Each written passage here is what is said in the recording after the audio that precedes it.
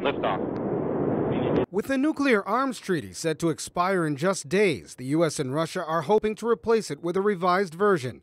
Under the 1991 START, or Strategic Arms Reduction Treaty, which expires on December 5th, the United States and Russia would limit nuclear warheads in each arsenal. In their meetings, U.S. President Barack Obama and Russian President Dmitry Medvedev agreed on the reduction of the country's 2 nuclear warheads within 1,500 to 1,675 arsenals in 7 years. According to the State Department, both countries' representatives have been working in Geneva to resolve differences in areas of offensive weapons levels and missile defense issues. I think they're part of a sort of a broader outlook of how you manage overall relationships. As with most negotiations, the devil is in the details. The U.S. and Russia are trying to meet a November 5th deadline. But even if their goal is not met, it may open up a new level of transparency between the countries as they try to pursue their nuclear abolishment ambitions.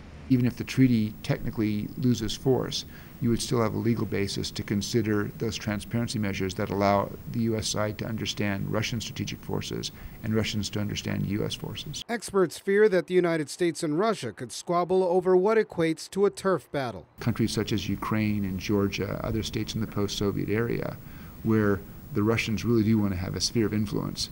And the United States views no, those countries should have the right as sovereign states to choose their own foreign policy course. The consequences of getting nuclear weapons wrong are so great that Americans should care about it. Americans should care about it because our ability to mobilize the world to improve nuclear security.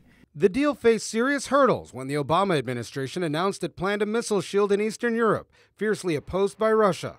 The U.S. has decided to scrap those plans. Despite obstacles of scaling back, both administrations are expected to meet their goals.